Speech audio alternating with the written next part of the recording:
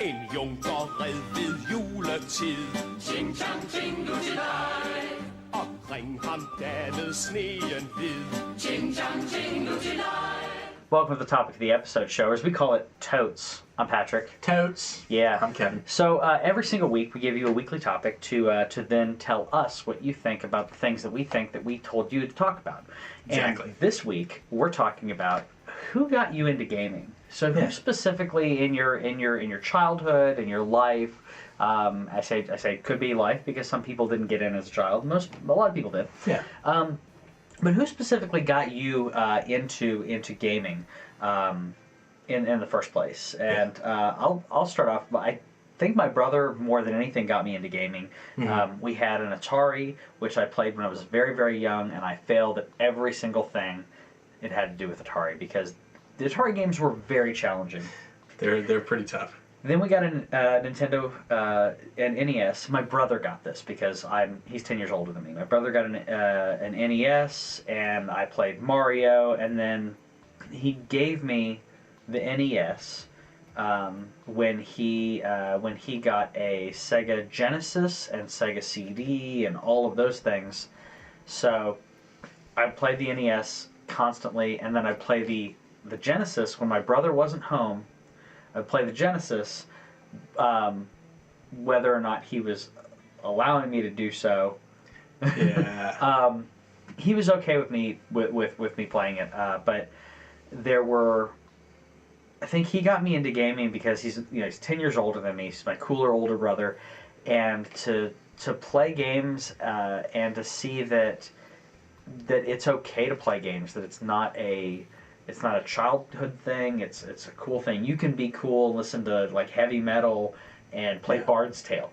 Yeah. I mean, which we played on PC as well. Like when the PCs that we had, he would play PC games on, and playing like Bard's Tale is probably the first game that I played with him where he was like walking me through and like saying, okay, this is what this is. This is what this is. Yeah. And I was really too young to really grasp all of it at the time, but he took his time to do that. Yeah. And it was really cool for him to do that. Yeah, and so we've gotten some responses from the audience. Owen said, my dad. Even though my earliest memory is playing Super Mario on my own, the time when I remember being excited to play games was on our old 386, with the likes of Commander Keen, Jill of the Jungle, Duke Nukem, Wolfenstein 3D, and Doom. He talks about floppy disks and 3.5s, and like just all this stuff, and like this was the shareware days. Back when you had floppy disks were actually floppy, the 4.5s, the big, which I never saw the big. I think there's like an 8 and something. There's like an even bigger one. Really? I never saw those, but like the 4s and the 3s saw those, and yeah, I loved like those days of like Oregon Trail, and the days where you got like 4 or 5 floppy disks. Yeah, and they're all labeled Disk 1, Insert Disk 1, Install, Insert Disk 2. Yeah. Yeah, and they all had, like 5 meg of capacity? I thought it was more like 1. I think it's, for the floppies, I think it may be 1. For the 3.5s, I thought it was like 2 or 3. I can't remember. Okay. But let us know on Twitch, by the way, who got you guys into gaming, as we talk about who got us into gaming. Yeah, and for me it was actually in 1.44 was on the 3.5. On the 3.5, okay. And the first 8-inch floppy disk had a storage capacity of 80 kilobytes. Heck yeah! What else? Who needs more? So it was like I had been around games and seen them, and obsessed over them. Yeah. But I actually had a Sunday school teacher named Mrs. Wells, and whenever we went over to her house for like small groups or whatever, then I would be like, "Yay, it's time to play video games!" And so like she had Super Mario Brothers, and Donkey Kong / Donkey Kong Jr. Oh, cool. Donkey Kong Jr. is so. I actually like Donkey Kong Jr. better than Donkey Kong. I do too.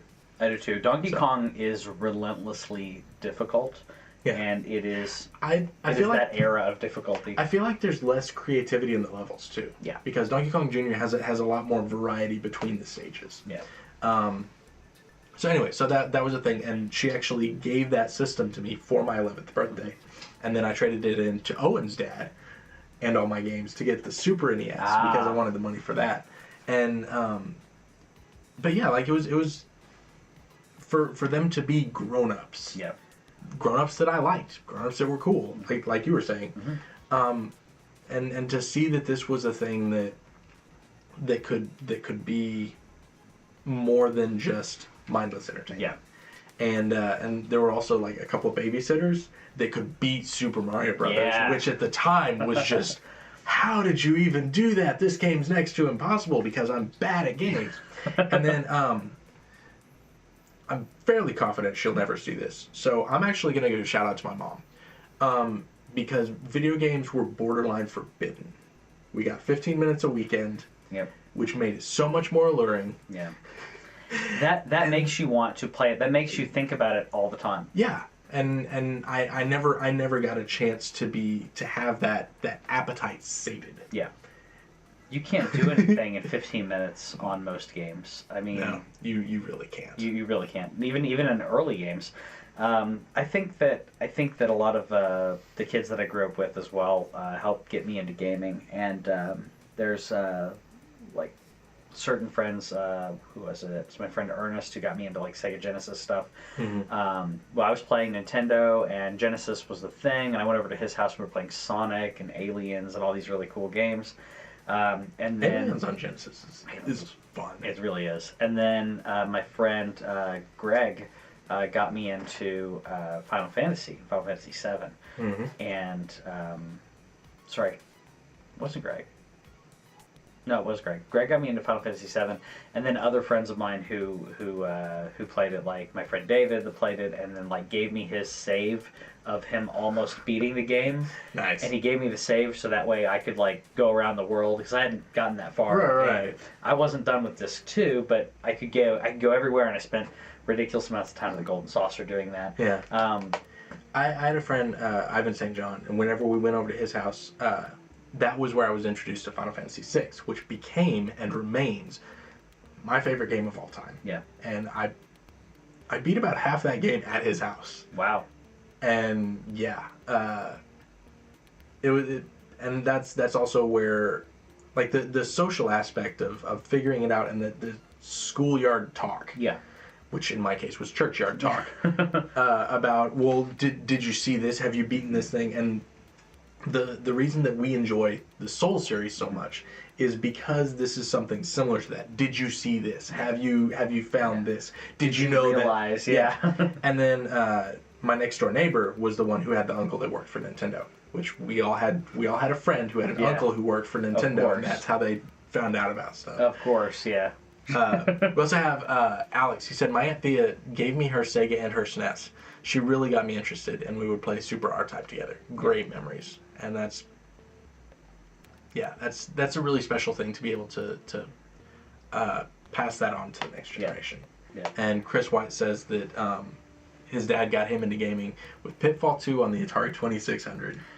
That was one of my first games, was Pitfall. And like I said, I was horrible at it.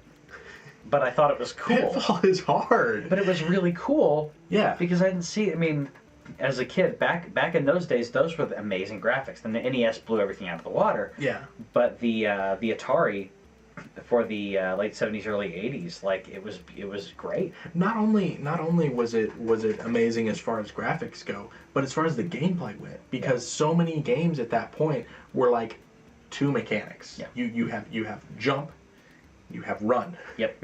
Those are your two mechanics. That's all you need. Yeah, and this introduced like swinging and dodging and ducking and multiple levels, and like it pushed into the adventure genre. Yeah. It would later become some of our favorites. Yeah. And we really appreciate that. Didn't have Tomb Raider and Uncharted and any of that after that. Yeah, and then Cassandra said, she says Kevin Twin Daddy Bradley did.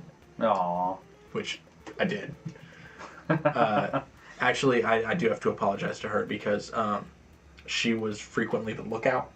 Yep. Because we had, whenever my parents left, again, hoping they don't watch this, they already know. They know. But yeah, like whenever they left, because games were forbidden except on the weekends, we would take it out, set it up, get it all put together, and we got to the point where whoever was the lookout in the front bedroom, they didn't get to watch. Yeah. We cycled.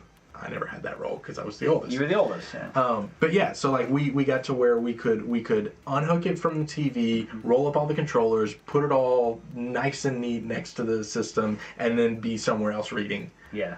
In the time it took them to pull up, get out, walk in the front door.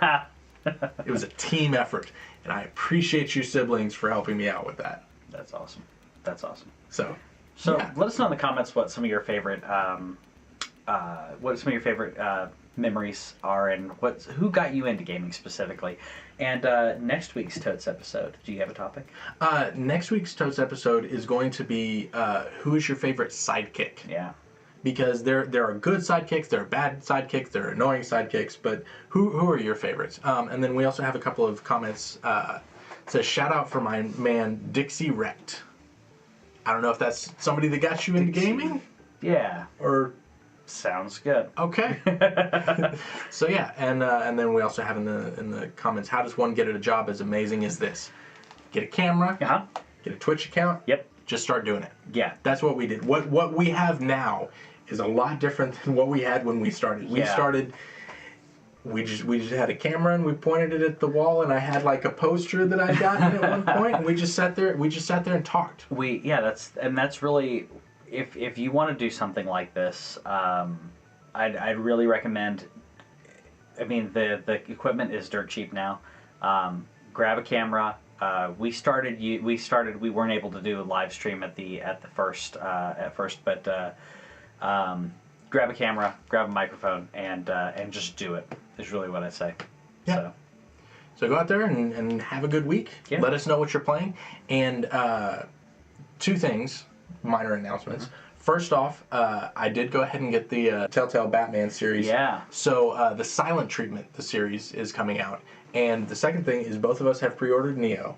And so once that comes out, there's going to be gameplay and discussion as far as that goes. So look forward to Neo. Look forward to a Silent Batman. Yes. And we will see you next Sunday.